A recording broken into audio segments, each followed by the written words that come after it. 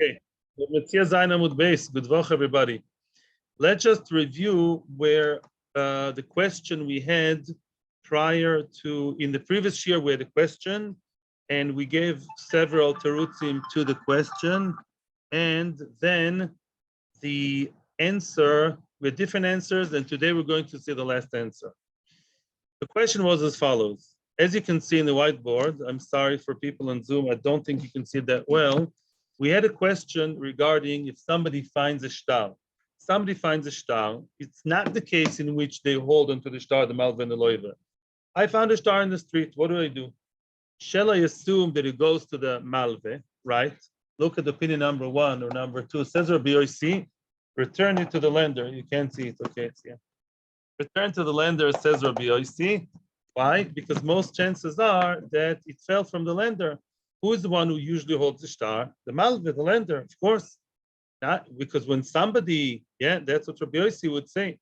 I'm jumping to Rabbi Yosi's opinion. Doesn't matter. It says Rabbi Yosi, we give it to the malve. You know why? Because we're not concerned that it fell from the loive. What does the loive do with the shtar? Once the loive gets the shtar back into his hands, very quickly tears it apart. He doesn't want the shtar. Takes the shtar, tears it apart ASAP because that's incriminating for him to hold. It's stupid for him to hold. Says Rabbi Yosi, give it back to the malve. In other words, we don't say maybe there was already a payback and he held on to it for extra time, too long. He overstayed his welcome. Mashenken Tanakama says yes. Tanakama says here we see, you can see at the beginning of the page if you want. Tanakama says that lo yachzir the chashin lepiroin.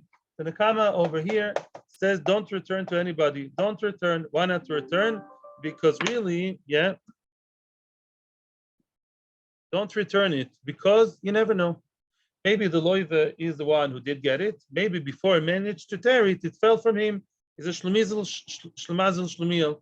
And really, it fell from him in the wrong time. Since there are small chances, but still chances are it fell from him. And then whoever you give it is going to lose. We don't know. Maybe you give it to malve, maybe it was returned. You gave it to the loiva, maybe it wasn't returned. Therefore, in case of doubt, do it out until you really find out the edim or some really, really good raya who it belongs to. That was over there. Then we brought down a few lines below. We brought down a stira from ksubas. What happens if somebody finds a shtar ksuba? Somebody finds a ksuba in the street. Chaim Yankel owes Prince Abela money, like every good husband. What do you mean you owe her money? Well, it depends.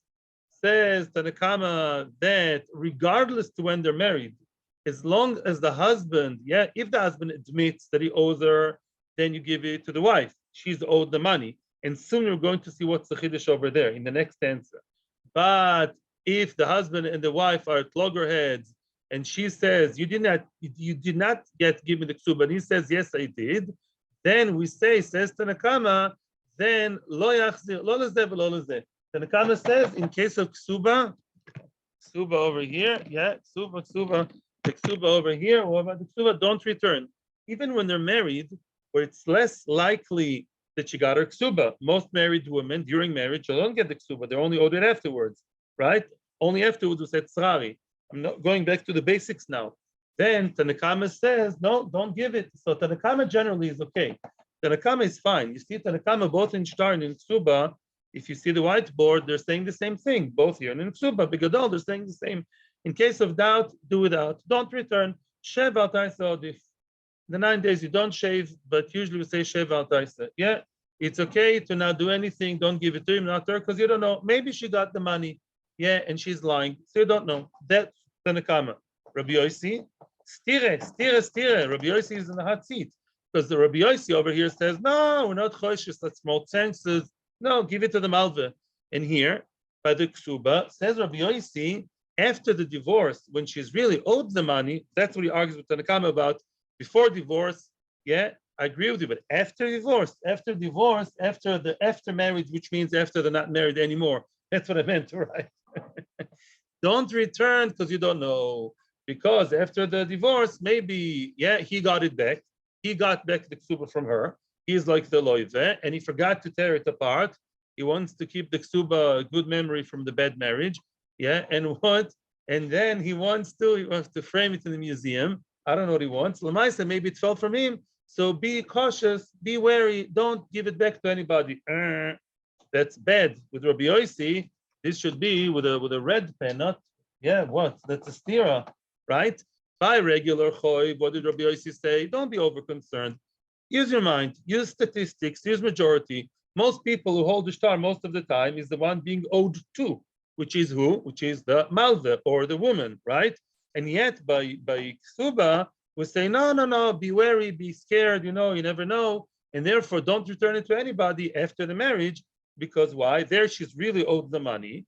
And then we don't know what happened. We don't know. Maybe she was returned the money, gave him back the ksuba. The Shlamazel, maybe he forgot to tear it apart and it fell from him. So that was a steer in Rabbi Yossi. And we had 3 different answers, which I'm not going to, because we're behind schedule, my fault, I admit, but I'm not going to repeat all the different answers. We had various answers to answer that. One answer was Batzari, okay? But we are now going back. We're going not back. We're going forwards, actually, to the last answer. I'll hear a question soon, I promise. But basically, we were about to read the last answer regarding this question, this still in Rabbi Yossi. Okay, now I'm willing to hear your questions. I'm being very nice now because we didn't really start this year. I think Ellen was half a second before you. Start. Comes the answer, comes the final answer over here, and that is as follows. Ravina Omar, Ravina wants to answer as follows. Le'oilom, Epuch Kamaisa, as one of the previous answers suggested, Epuch Kamaisa, you have to switch and swap the opinions in that Kamaisa. What's Kamaisa? The first one. The first Machloikas, which you can't see on the screen, the first Machloikas, which is what? Machloikas, Rabbi Yossi and Rabbanan regarding a regular shtar, not a ksuba, yeah? You have to turn around the opinions. You have to switch around the opinions, and I'm sorry for those who can't see it online, it's a bit big. Look at that. Look what we're doing. We're going to just switch around. Instead of Tanakama, we write Rabbi Yossi. This opinion is Rabbi Yossi, and this opinion is Tanakama. Okay? In other words, Rabbi Yossi is the one who says we're not concerned to Piroin. Rabbi Yossi is the one who says we are not concerned. So therefore, it's very, Rabbi Yossi says don't return to anybody. Rabbi Yossi says, Chashin al Piroin. Very good. Rabbi Yossi is good with Rabbi Yossi.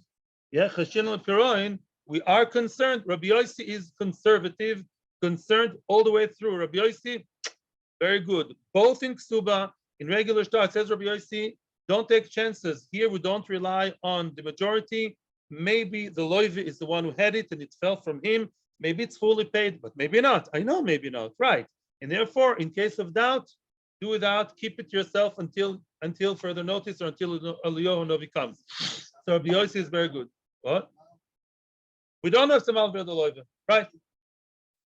No, the finder, I mean, to say not the founder of the organization, the finder, the one who finds, he's the one who keeps it because you don't know. Don't give it to anybody. I Simone, but don't know Simone, we don't know. Now, Rabbanan are in trouble. Rabbanan are not so good. What do Rabbanan say? Now it's Tanakama who said, no, we're not concerned. In case of what? In case of regular shtar, give it to the malva. Good chances are, better chances are, and we treat it as if it's 100% that it fell from the malva. So Rabbanan not so good. Why? Because Rabbanan here they say not to return. Here Rabbanan say not to return to anybody. Yeah. So what's going on? That's bad, right? Why are Rabbanan concerned over here? And they say not to give to anybody. By Ksuba, they're being more concerned, overly concerned. While the regular shtar, they said what? No. Yeah. In other words, what's the difference? Yeah. Tanakama here they say we're not concerned. Give it to the malve. And here they say keep it to yourself. Yeah. And don't give it to the woman. It's like the malve. Why? What's the difference? Answers the Gemara. I'll tell you why. The time of the Rabbanon Hocha, the reason of Rabbanon over here by Ksuba, should the Chashin and Lishtei Ksubois. We're concerned there was one Ksuba written after the first one. There was another Ksuba that was already written, which means maybe she lost her Ksuba.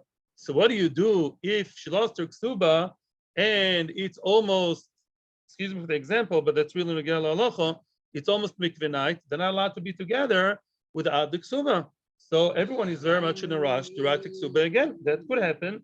So maybe there's a second Ksuba, but maybe the first Ksuba is really there. And she may find the first one too.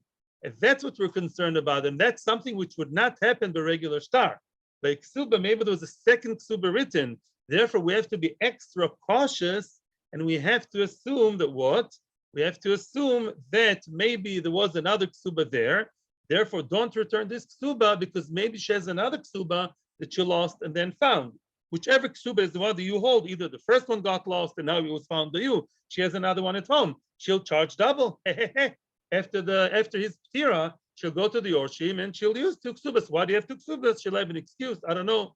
She'll manage. She will, I don't know, she'll go with one ksuba to Reuven, with another ksuba, she'll go to his brother Shimon. She'll find her way out, yeah? Because we're concerned of two ksubas, imela, which does not exist in the first case, it's not a stira. Therefore, over here, we say in case of doubt of ksuba, do that, just don't return and keep it by you. And by the way, I would like even to read Rashi inside here and soon.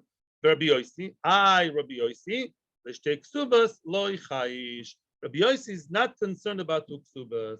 Rabbi Yosi is the one who says, no, give it to who? Give it to the woman. Give it to the woman, says Rabbi Yosi. That says, yeah, says Rabbi Yosi over here is, Rabbi Yosi says, that is not concerned. Rabbi Yosi says that as long as they are married, you can give it to her. As long as they're married, give it to her. He's not concerned of two ksubas. After the death, then enechnami, what? After the death, then maybe she was returned.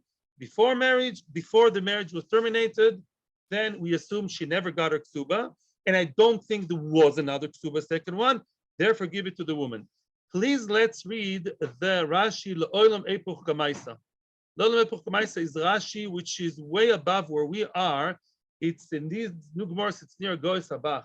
Yeah, by me, whatever. L'Olam Epoch Kamaisa. If you have difficulty between Rabbanon and the other, here Rabbanon are not concerned, in Beksuba they are.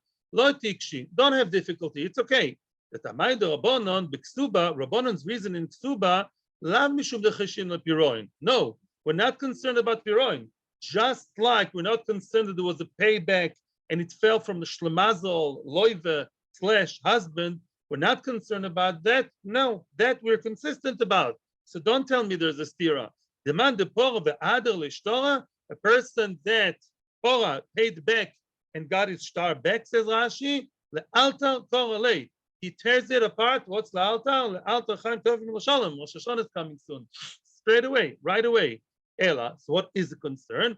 Rashi mishum nechashin on the shtei ksubas. We're concerned maybe there was a second ksuba written. Shem achozov akosov lo ksuba acheres. Maybe he wrote to her another ksuba. You know when? Shnia. A second one.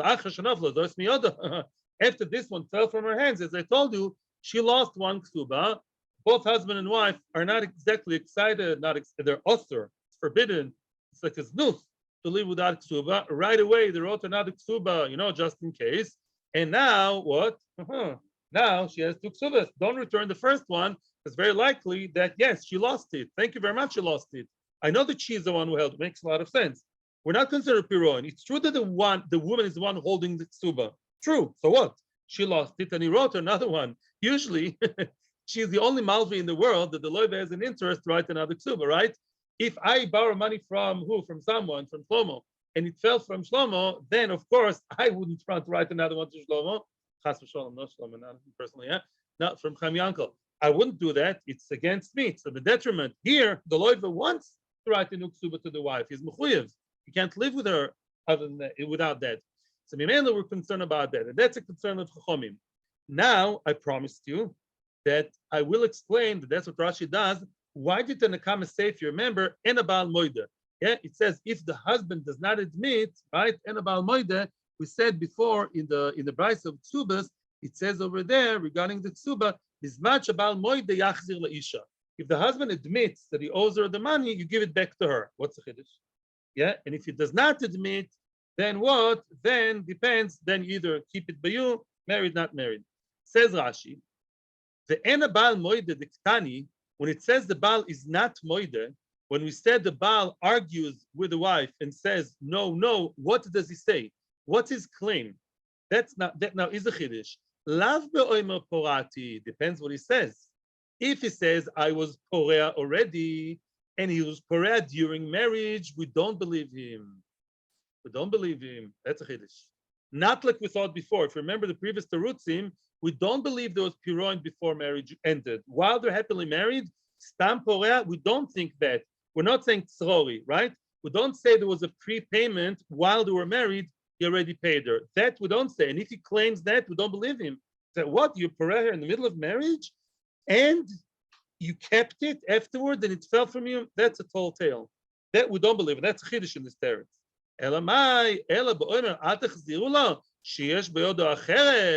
That's his claim. That we believe. If he says, don't return it to her. Why? She has another ksuba. I wrote her another ksuba when she lost this one. Sure, it was lost. Oh, gufa, why I wrote her another one. That's a disaster. She'll charge double. Shtar. She'll go to my yorshim, who don't know any better. After I die, me, she can't trick me. But my yorshim, she will trick. And she will take double payment. She'll go to little Ruvele and she'll charge the first ksuba. Then she'll go to little Shimele with another ksuba. That's an industrious woman, right? And because we're concerned about that, according to Chachamim, we say, yes, we say, according to Chachamim, then in case of doubt, do not return to her, yeah, even when they're married, because lost ksuba may happen. And Rabbi Yossi, why did Rabbi Yossi say that during marriage, you do give it back to her? He's not concerned of shtei ksubas. It's not so likely. It could happen, but it's quite rare. And therefore, yeah, we say that it's not choishesh, and you give it back to the woman as long as they are married. After marriage ended, they both agree, and it's the same thing after marriage ended, then lo yachzir lo lezeh v'lo lezeh. Good? Weiter. Yeah. Okay. Weiter. Omar Rabbi Elazar. Now Rabbi Elazar is taking us back to the previous case. Rabbi Elazar is taking us back to the case in which the beginning of the brisa, which we saw in the first Amud, about if two people hold into the shtar. According to Rabbi Shimon Gamliel, and actually according to everybody, if the shtar is mikuyam, the shtar is a shtar which is verified, the chasimas are verified, then it's a good shtar, and each one holds with two hands, yeah, each one another side of the shtar, yechloiku. Again, they have to be cholik, possibly with a shvua, yechloiku. Very good. Now, can you just turn off your video, please? I'm sorry. You okay? 1 minute. Yeah. Okay. Weiter. The Seder. Says the Gemara like this. Amar Belozo. Machloikes means not machloikes between the Tanoim. When do we say that they divide it evenly, equally? B'sheshneim adukim b'Tofes, b'shneim b'Toref. Okay, this is not Chinese people, and we saw it in Bava Basra. Tofes and Toref are two parts of the shtar.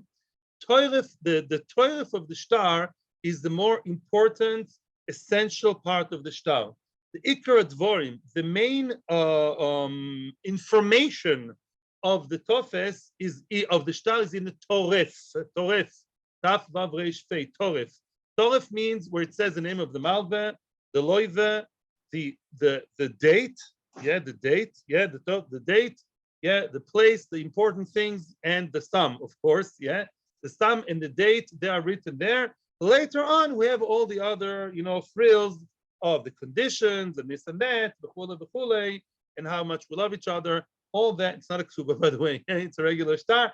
That is the toif. The toifes is the second part. Toifes is the general content of the shtar. The toiref is the main part of the shtar where everything important is actually written. I'm repeating again. Omar Blozo. When do we say that they divide it? Either when both of them hold into the Tofes, which is a less important part, which as of now we think is only the extra conditions and extra ideas over there, or both of them hold into the important part. Then they're equals. Either we both hold into the unimportant, or we both hold into the important. Then we say we divide, we swear and split. Aval, however, echad oduk betoifes, ve'echad oduk betoires. Let's say one of them holds on to the side without the butter, the side of the bread without the butter. In the Tofes, one of them holds onto the Tofes, which is the part, as far as we think now, it's a part which doesn't say much. It says, I'll give it to you in 4 installments and conditions. I'll give it to you in Prague under the bridge. All the side details, that's a Tofes. Let's say one of them is holding, that's not the truth, but that's what we think now. If one of them holds onto the Tofes, oh, one of them has the Toref, the real deal. One of them has a place with the Malva's name, Loiva's name, Sam, and date. He's got it, baby. Zenotel Tofes, Zenotel Toref. One of them takes the Tofes and one the Toref. Everyone wants to ask now, again, my mentalist, my telepathy abilities are so strong now. I think everybody's going now through the mind thinking, what? The one who gets the Tofes gets nothing. The one who got the Toref is everything. The one who got the Tofes is garnished. So we think at the moment, and that's what the Gemara is going to ask too. Yeah, even prophecy we have here. The Gemara will ask the question soon. The one who holds the unimportant part, which as of now we think is stam, not empty talk, but side conditions, is garnished. Yeah, and the Toref is the real deal. Gemara will ask the question. I promise you soon. The Rabbi Yochanan Omar, Rabbi Yochanan up until now was Rabbi Lozo talking. Rabbi Yochanan Omar, Rabbi Yochanan, we think Rabbi Yochanan argues, and Rabbi Yochanan says, "L'olam choilkin." They always share, they always divide. Va'afilu echad oduk b'toifes, ve'echad oduk b'toiref. Even if one of them is holding on to the toifes, the less important one part, and one in toiref, they still divide equally. By the way, at the moment, what do we think? What does it mean to divide equally? It's a 6,000 shtar. The divide means that Mr. Malve will only get 3,000. Yes. Hope that's agreed upon. Yeah, good. Frag the Gemara, well, besides the fact of Yochanan, before we ask if it makes sense or not, first of all, it's against the Brisa. Again, what did Rabbi Yochanan say? I don't care what they're holding, right? They always share and share alike, right? I don't care if you hold the Tofes, you hold the Torah, if you hold the Torah's grandmother. Lamaisa, you always divide half-half. Frag the Gemara, wait a second. Rabbi Yochanan, you're in the Moira.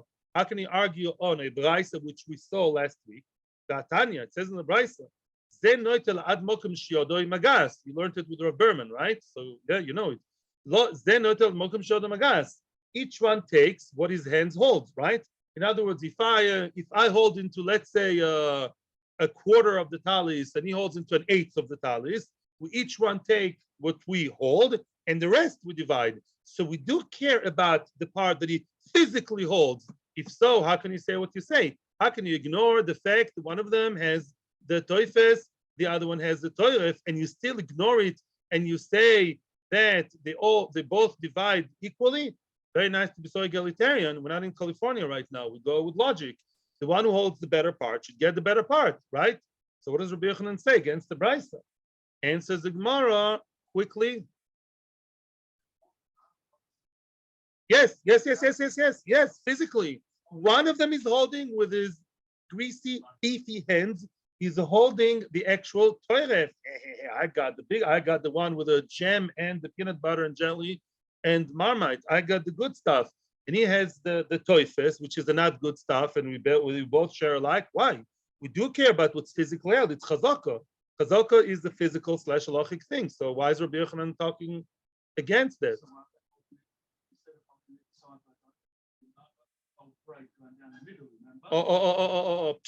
Not right. Answers the Gemara. Loi tzricha. No, the story is as follows. The kai Toref bei Metzia. The Toref is closer to one of them, yet the Toref is like in the middle. How could that be? It can be. Remember my picture, my diagram with the golden part, the beginning of Thursday this year? Yeah, if you look at it vertically, it's equal. Horizontally, it's closer to one of them, right? If so, what's the chiddush? If it's really in the middle between them, then there's no chiddush. Of course, they divide half. Yeah, the Toref, let's say, is written in the middle of the shtar from some reason. Yeah, and they both hold equally distant. Both of them. Avada, they both get the Toref, the good part. And says the Gemara, lo, it's richa. No, we have to be mechadesh. The mikrav legabe, the mikrav. This new version. This is not good. The mikrav legabe dechad. It's closer to one of them. If you look at it from one angle, it's equally distant. From another angle, it's closer to one of them, right? As we saw in the golden thing. Now the tema, one would have said, excuse me, I want to share it, I want to divide it. Of course, they don't tear the shtar, they don't split the shtar, but let's figuratively, let's mitzad chazaka, let's view it, the imaginary split we do, let's split it in a way that that I will have the entire Toref by me. No, we don't say that.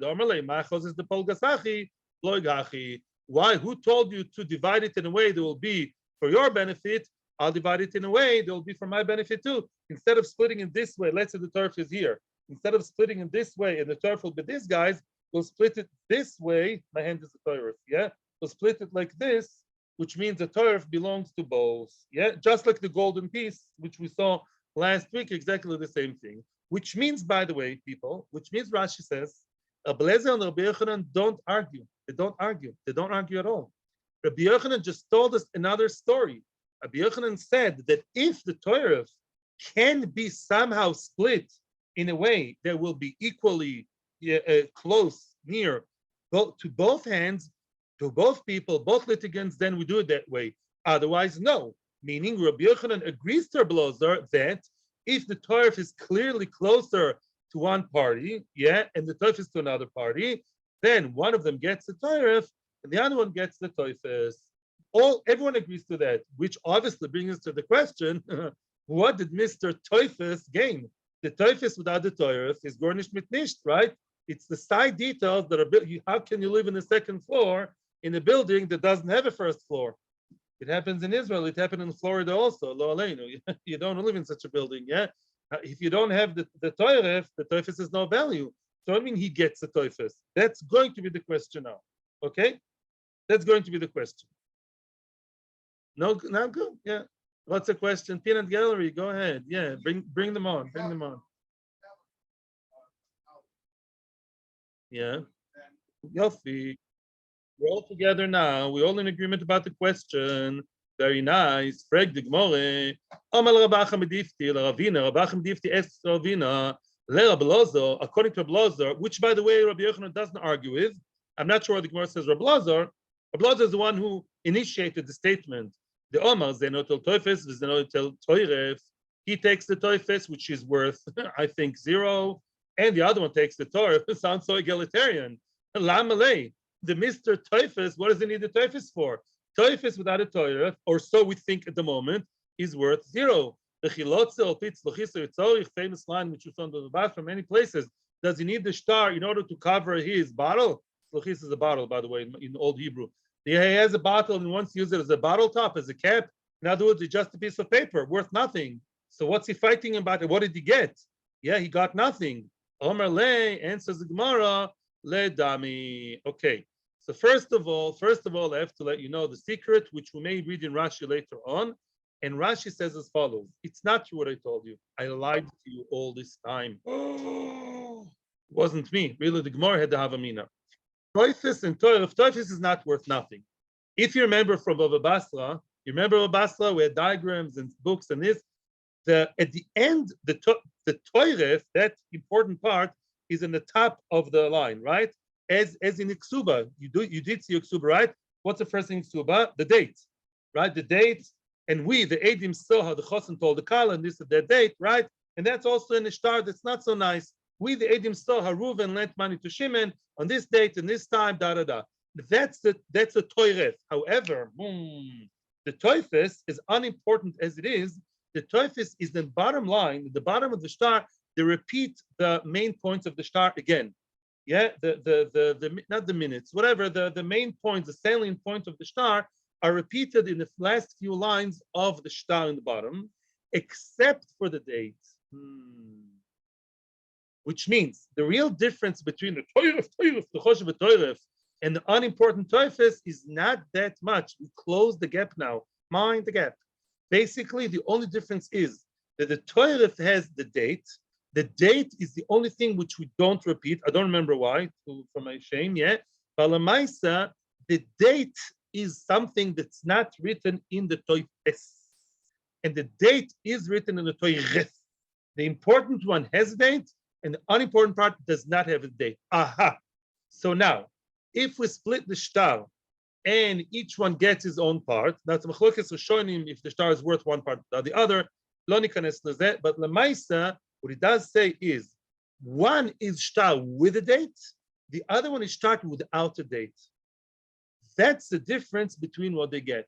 He got a shtar with a date in it, which is more valuable. He got not a nothing. No. Mr. Tofes did not get zero. He got a nice piece of bread without the butter. He got a shtar without a date. It doesn't say when the loan took place.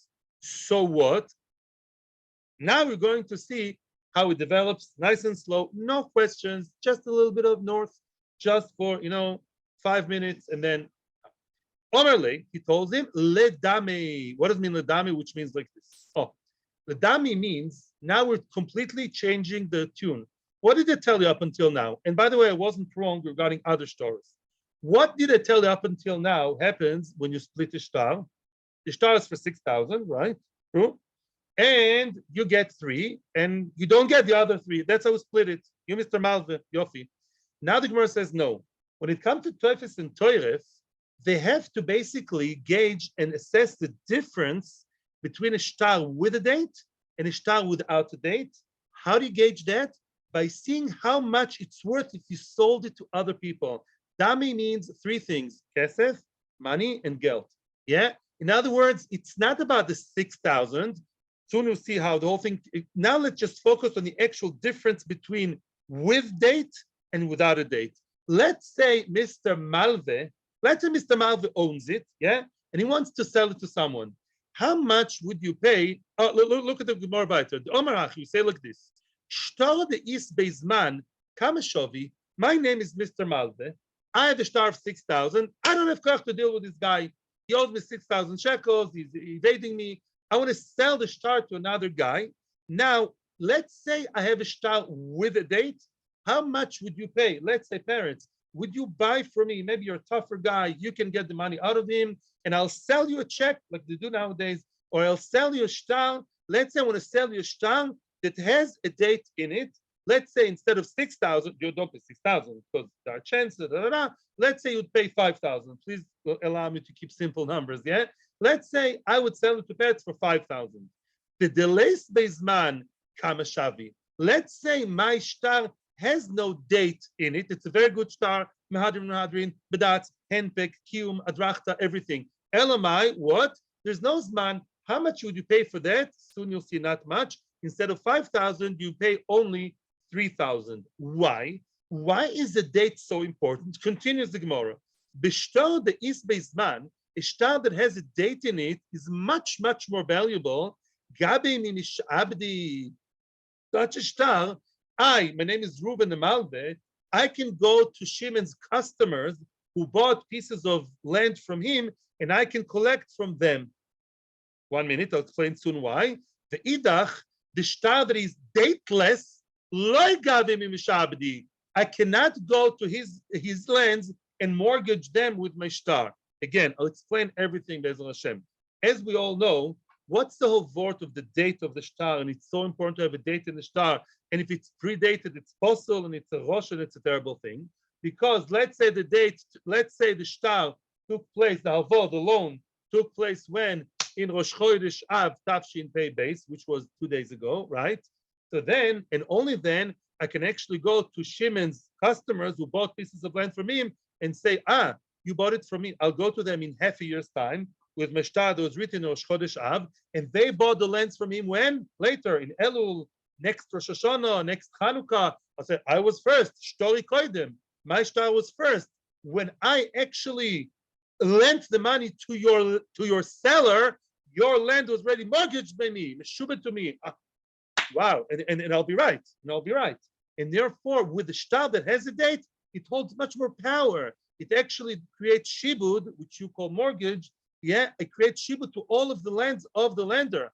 Let's say Meshtar, on the other hand, is a very nice shtar. Ooh, the Badat said the Charedis should be little nishmas the guy, but the Badat was nifta or a vice. Yeah, let's say the Badat said the Charedis, they're very ma'asher, good edim, good everything. No date. No date means that Shimon, I can go to Shimon, the borrower, and I can take the money from him, absolutely, and Bezin will force, but no lens. no pieces of land. Why? Because if we don't know when the shtar took place, the milva took place, then all the buyers would say, no, your shtar came after us. We bought it from him before the loan took place. So we bought it from him stuff that wasn't mortgage. Aham, aham, aham, aham, aham. Now we're beginning to not grope in the dark anymore. So now listen to what they do. So listen to what they do. We have to now not split the shtar, or at least that part of yes Toref, no Toref, that difference between it, as you nicely said, it's not a uniform homogenic thing. Now we say like this. You hold the part with the butter and I hold the dry part of the bread. So let's do it this way.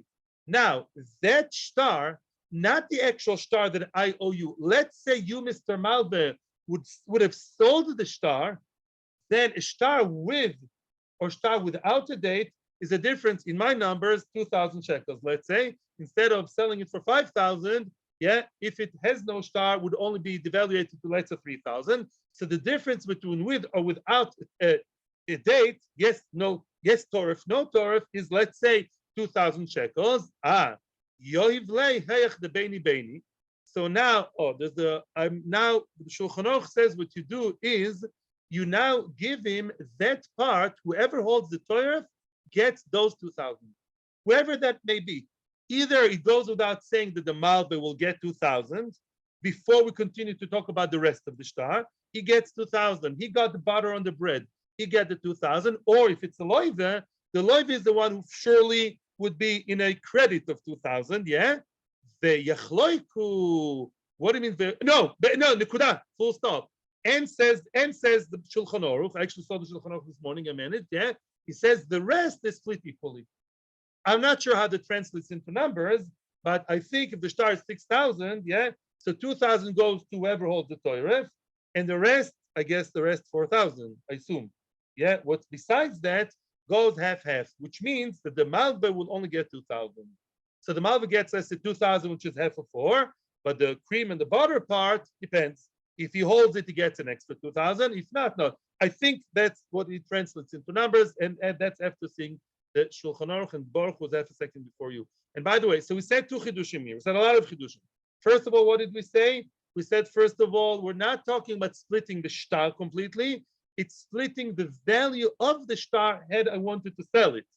It's not the 6,000 themselves. When we talk about the Toref, it's how much would it sell for yes date versus no date. That difference, whoever gets the Toref gets that, okay? And secondly, no, it's not like the Tofes is worth nothing. The Tofes is worth, just doesn't have the date, which means it's not worthless, it is worth less.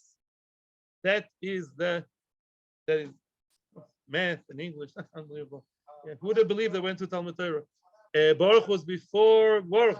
I'm sorry, he was that a second before. He's a quick guy. He is quick on the draw. In the beginning of the Gemara, we basically, if you noticed, we through the back door, we changed now the meaning of the word ve'echloiku. Why? Up until now, what did I tell you echloiku means regarding a talis? Maybe the talis is the talis which is not with 4-corner garment. It's a nice big scarf, yeah, or a shawl or something like that. You split it with scissors. Maybe that's what it means. Here we say otherwise. Here we say that we're not splitting the value of the shtar half-half, but we say we're gonna, if you sell the shtar, how much would you sell the shtar with or without Toref and Tofes? Now, says the Gemara, on this wavelength, we continue and we say the second to the last line here in Zayin Amud Beis, Be'echloiku nami damoron ledami. When we say Be'echloiku, also it means for dami, for money. Also, when we say Yechloiku regarding the shtar, it means the money that the shtar is worth, not the shtar itself. How much, if I sell the shtar, it's going to be worth, which is, let's say, 5,000 and not 6. Yeah. If you don't tell me splitting means splitting the value, if you think splitting means the actual thing itself, do you want to tell me when 2 people hold the talis as opposed to what I told you? You want to tell me that actually take scissors and split it? They destroy it. They make both sides lose because now, yeah, we don't have a nice talis. If we sell it, we're going to get the value of half of a nice talis. But a nice talis divided into 2 is too small. Who's going to wear it? It's worth less. Says the Gemara, no, halakasha. That's not difficult, and you can't prove it from there. Don't try to prove to me from talis that splitting means value and not a physical split. By the way, I just want to explain. Obviously, by shtar, nobody had avim of shtar to split it. Obviously not. The difference is to split talis with scissors is equal to splitting the shtar itself. Means he'll get 6, so he won't get 6, or 3, right? And selling the talis and sharing the value, sharing the getting the money, half. The talis is worth 6,000. We'll sell it for 6,000. I'll get 3,000 cash, and my opponent will get 3,000 cash. That's equivalent to selling a shtar. That's what we're trying to say now. We're trying to say that both by shtar and by talis, you sell the talis, you sell the item, and the money you get is what you split. Answers the Gemara. Well, wait a second. Who told you that? Maybe by talis, says the Gemara, the chazil ektanim. You can actually give it to children. Let's say the talis is not huge. It's not a very long scarf. It's a regular sized scarf. If I split it to 2, I'm not losing. My little shloimele will have his nice little scarf, and my opponent, his little ruvele, will have the small scarf. It's good for ktanim. Maybe it means to split it into 2. I frag the Gemara. That doesn't make sense. Rava says, remember that if the talis says gold pieces in it, then you choil to split it. In the times of the Gemara, little children did not wear gold talisim. Yeah, today we changed coveted to coveted bitecho. It's a new wave of the chinuch today. Back then, people were normal. They didn't think the little kids were golden talis. So what do you mean you split the gold talis? Must be you split the value. I sell the golden talis to a rich guy. Each one will get 10,000, because it's 20,000. And with that, they'll buy food for the family. Of course, you're not going to split the talis into 2 and give your 3 years old a golden talis. Like what? And says Gemara, no. Achinam here too. The palgi lo. Frag the Gemara, afsedua. They're going to lose it. They do split the golden talis, they're going to lose it. And don't tell me that it's going to go to small children, because small children don't wear that kind of clothes. Alokasha the chazal bnei melochim. It's suitable for princes and princesses, to royalty. In other words, the royal children, the children of royalty, you go to, I'll split physically, we'll take scissors or whatever it takes to cut the golden pieces, and I'll get half and you get half. I'm going to go to the very big gvir, to the fancy guy in town who lives in a big house, and his children love to wear the golden things. You'll go and sell it to other, but maybe means splitting into 2. So you did not yet prove your point. You did not prove, you're not machriach. You don't have a full proof to tell me that for sure splitting is not physical, but splitting rather means to sell and share the value, the dividends. You didn't prove it yet, maybe, but you're not proven yet. Frag the Gemara, or we're trying to prove now from, and then we're going to manage. Listen to what it says in the following, at the end of the Mishnah, which we all saw together. Remember? 2 people riding on a behema. What's a behema? It's either kosher or non-kosher. They're either riding on a cow, it's not so common, rodeo. Or they're riding on what? They're riding on a chamor or on a donkey. And hachinam de palgila. You want to tell me to split it into half? They're going to cut the donkey into half. They're going to obviously lose. What are you going to do with half a donkey? Even Arabs, I don't know if they eat it. If it's a kosher animal, they're riding on a cow, they're riding on a whatever, on a bull, then you split it half, you get the asado and you get the other side of the asado. Ela tmea. But if it's a donkey, if it's a camel, half sedua, you're going to lose it. Ela ledami, boom, boom, boom, boom, boom, boom, boom. That's a proof. We see that at least sometimes in the Mishnah, obviously, when it's split, like by riding a camel or horse, obviously they sell the horse, they sell the camel, and each one gets, 30,000 shekels, each one gets money. Ochanami ledami. Here too, at least we saw one case in the Mishnah which we can compare to us. When we talk about the shtar, there is a solution regarding the Toref. That valuable piece of Toref, one side has and one side doesn't. The only solution we have is to sell the shtar for the domim. How much would you sell a shtar that's for 6,000? How much would you sell it with the date? How much would you sell it without the date? The selling value of it is the market value of the shtar, not the actual shtar, which is always less than the actual shtar. How much is that? That's what you split. And the one who holds the Toref in his hands, he's the one who gets the the bigger half, the bigger half, because he has the date, and the date is the selling point, the selling leader in that shtar. Okay, question, and I think the show will be over soon. Yes. Okay, questions now. I'm being very generous with questions today, just to start off the week nicely. Yeah. Doesn't always work. The talus of the golden part only works when you somehow flip it and then you can see it as equal. No, let's say the golden, excuse me, let's say that screen. I'll just finish that. Sometimes the golden part belongs to one guy. The whole point is finders grab this. Yeah. The other guy grabs this.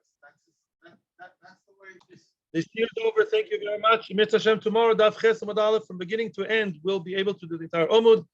Thank you. And I'm listening to more questions now. Have a great day. Hatzlacha Rabba. Those on Zoom can stay and listen to the question. Thank you. Call to. Bye bye. Have a great day. Thank you very much. Bye bye.